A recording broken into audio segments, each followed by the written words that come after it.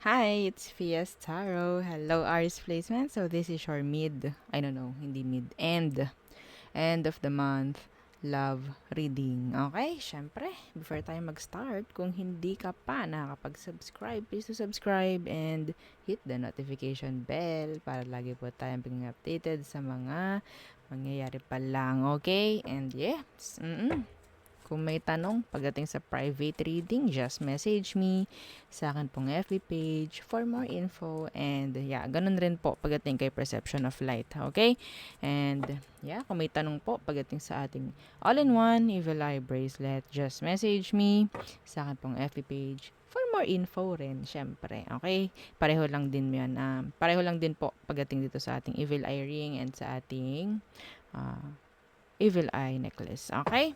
So, yeah. Hmm. Tingnan natin. Ano bang meron, Aries? Siyempre, the person on your mind. Okay, balik tayo sa dating gawi. Aries, who's the person on your mind? Tingnan natin kung anong meron. Okay, anong meron ba sa kanya? Sino to?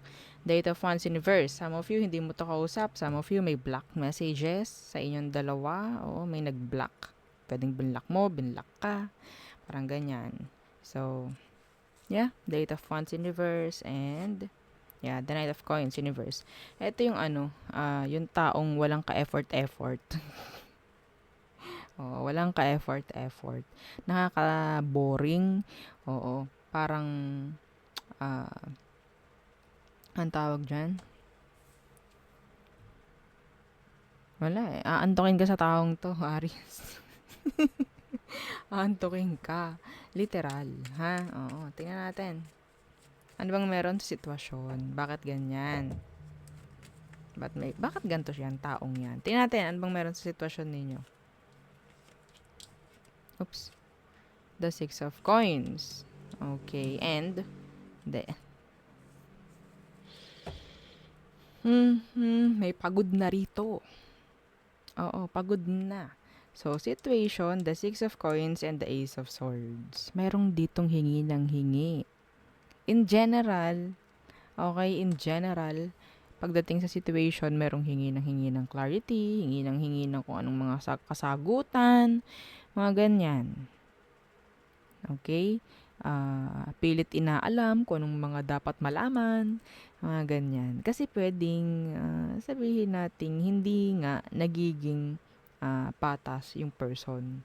Okay? Kaya parang andyan yung parang kulang. Okay? So, sa situation, ginugusto or hinihingi yung dapat or hinihingi ko ano yung mga kailangan. Okay? So, yeah. Parang may proof, may patunay, parang ganyan. Oo.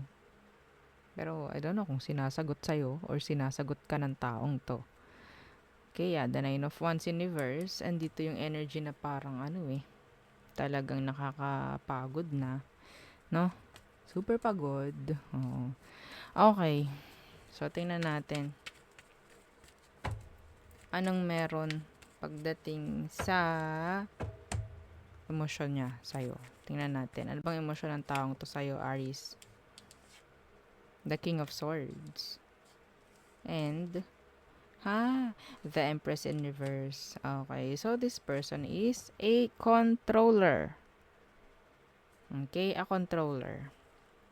Some of them, ang hilig nitong talagang, alam nyo yun, manakot. Manakot sa mga salita. Okay? Ganon siya matapang kasi. I don't know kung ikaw yung ganito sa kanya, pero kinuha natin yung emosyon niya, no? Kung anong intention niya sa'yo, mga ganyan.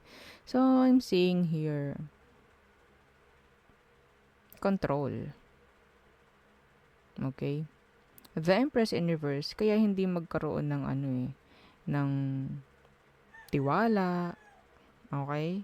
Andyan yung parang ginagamit lang talaga niya utak niya. Okay?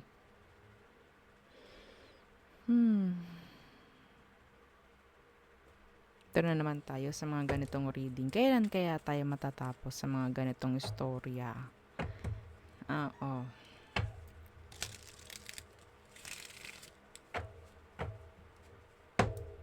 Pinapasunod ka nito eh. Sa totoo lang. Ha? Anong next action niya?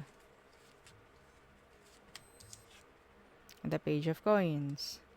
Kung titingnan nyo, parang pinapahabol, di ba? Kung makikita nyo, this is communication.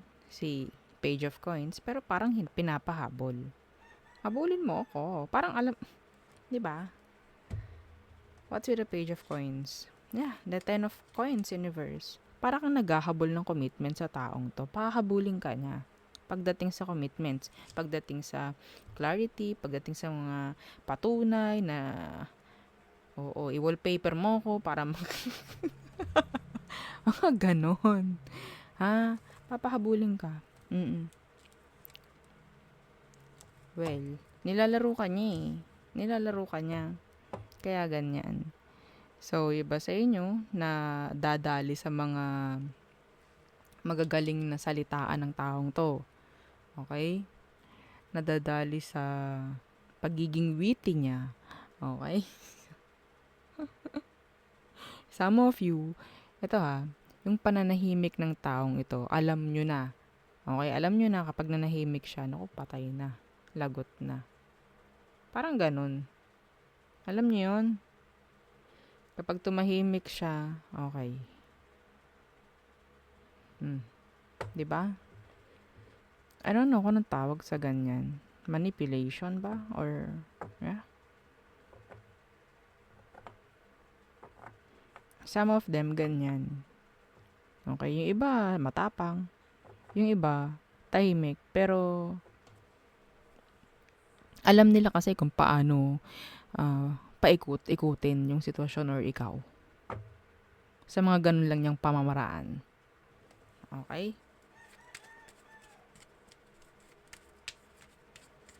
So, tingnan natin anong advice for you. No, ayokong tingnan yung advice. Gusto kong makita yung kahihinatnan nito eh.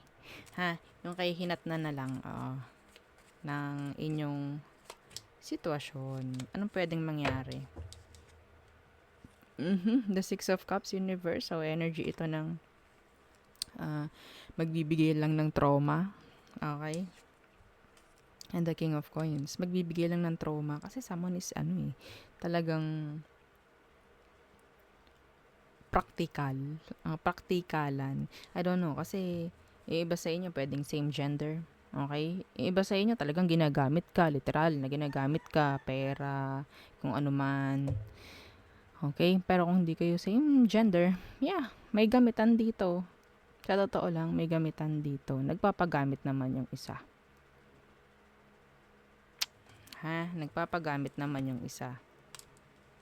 Hindi pwede dito yung iintindihin mo lagi, yung katoksika nung isa. Kasi natotolerate to. Matotolerate at matotolerate mo. Hindi ko alam ba't ako naubo. na yung aking throat. Oh. Okay? So, nakikita ko. Anong kahinatnan? Kahinatnan, sabihin nating kapag pinagpatuloy, matotolerate. Okay? Magdadala lang ito ng trauma sa'yo. Yun ang nakikita ko.